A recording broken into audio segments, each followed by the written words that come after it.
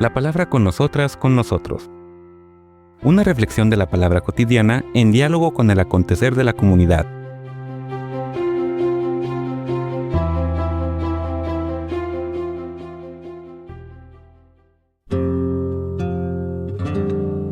Hola, buenos días. Bienvenidas, bienvenidos a la palabra con nosotras, con nosotros. Iniciamos el capítulo 16, último capítulo de la carta de Pablo a los Romanos, con esta serie de saludos finales de Pablo. Como les digo, es una lista larga, compleja, muy interesante, que nos sirve para asomarnos a lo que era la riqueza cultural, étnica, pero también de vida, de ministerios, de esta comunidad pujante y heterogénea. Vamos a ir leyendo fragmento por fragmento para tratar de comentar algunos de los títulos que Pablo les da a estas personas, que como les digo nos permite imaginarnos cómo era el dinamismo y los ministerios presentes en esta comunidad romana. Iniciamos con los versículos del 1 al 5, que dicen así. Les recomiendo a nuestra hermana Febe, diaconisa de la iglesia de Cencreas, para que la reciban en atención al Señor como merece una persona consagrada, ayudándola en todo lo que necesite de ustedes. Ella ha protegido a muchos, empezando por mí. Saludos a Prisca y Áquila, mis colaboradores en la obra de Cristo Jesús, que por salvarme la vida se jugaron la suya. No solo yo les estoy agradecido, sino toda la iglesia de los paganos. Saludos a la comunidad que se reúne en su casa. Saludos a mi querido Epéneto, el primero de Asia, que se convirtió a Cristo. Palabra de Dios. Como pueden ver, llama la atención la primera figura a la que hace referencia Pablo y que ha sido fuente de muchísima discusión y controversia entre los estudiosos de la Biblia y los estudiosos de la Iglesia, de la historia eclesiástica, y en particular la evolución de los ministerios. Y hablo de esta persona, Febe, a la que Pablo presenta como nuestra hermana, es decir, hermana en Cristo, parte importante de la Iglesia. El título que ella recibe es de diaconisa. Es diaconisa de la iglesia de Cencreas.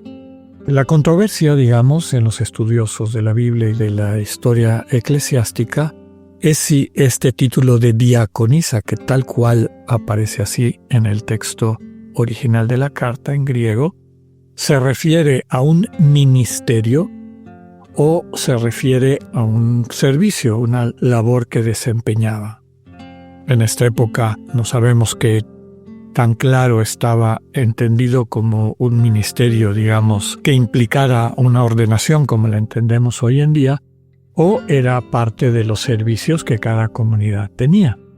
Recordemos que diaconía significa literalmente servicio, y el papel que desempeñaban los diáconos, que ya conocemos por el texto de los Hechos de los Apóstoles, era básicamente asegurarse el servicio a todos los integrantes de la comunidad. Recordemos el caso ejemplar de San Esteban y los demás diáconos nombrados por Pedro y la comunidad de la iglesia de Jerusalén para atender a los cristianos de origen griego que se sentían desatendidos por el liderazgo de la comunidad de Jerusalén.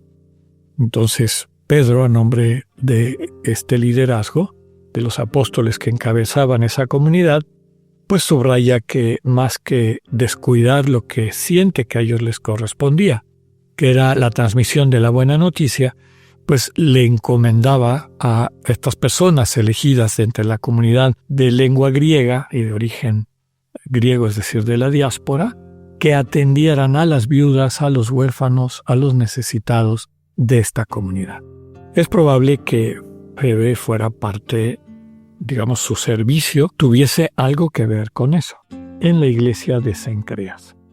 Lo que trae también elementos para esta discusión, como les decía, es que un poquito más adelante la presenta como persona consagrada, lo cual sabemos que no existía con la riqueza o profundidad, la manera de entender el sentido de los sacramentos que tenemos hoy en día, pero los sacramentos es la manera como Dios nos va consagrando, es decir, nos va acercando a esa plenitud de vida para la que nos creó. Entonces, quienes consideran que esta expresión de consagrada implica una manera primitiva de entender el dinamismo sacramental que empieza a consolidarse primero en la práctica de la Iglesia, después, como hemos dicho en otras ocasiones, en la liturgia y finalmente en la doctrina, pues nos presenta a una líder importante de esa Iglesia. Sea como servidora que atendía a las personas necesitadas o como quien ya tenía un cargo, digamos, de dirección en el sentido de tomar decisiones y darle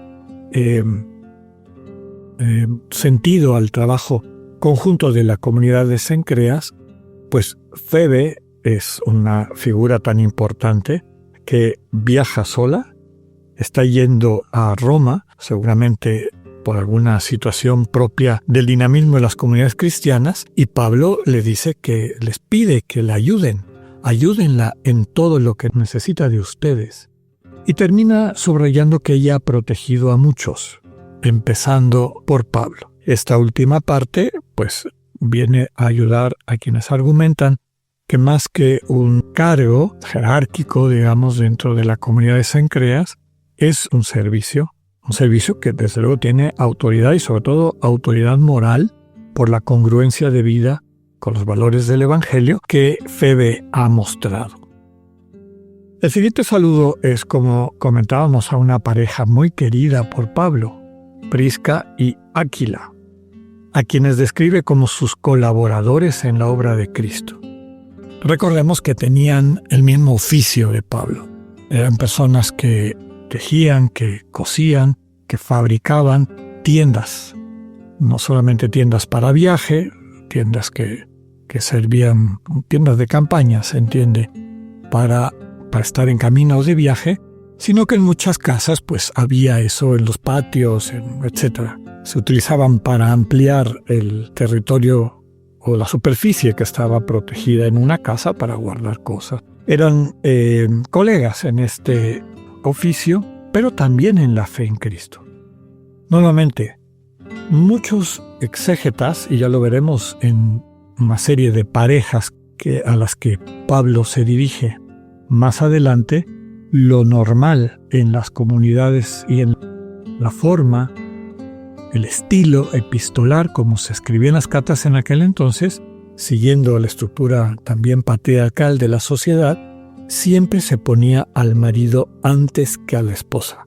Y así lo hace Pablo en prácticamente todas sus cartas y cada vez que cita a estas parejas, con excepción de Prisca y Áquila. Siempre pone a Prisca antes. Y claro, pues la gente se pregunta a qué se debe eso.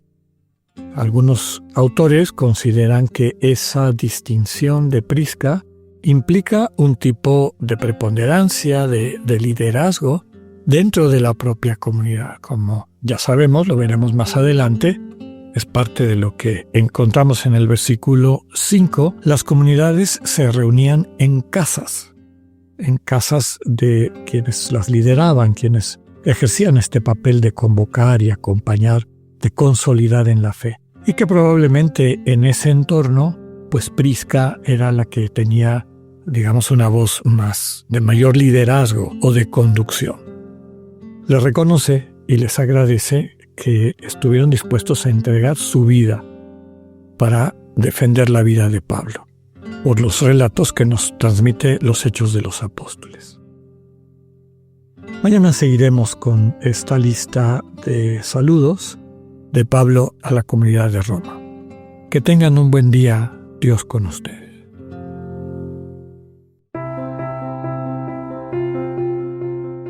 Acabamos de escuchar el mensaje del Padre Alexander Satirka. Escúchalo de lunes a viernes a las 8:45 de la mañana por Spotify o por radioiberoleón.com. Esta es una producción del ITESO. Universidad Jesuita de Guadalajara y Radio ITESO 95.1.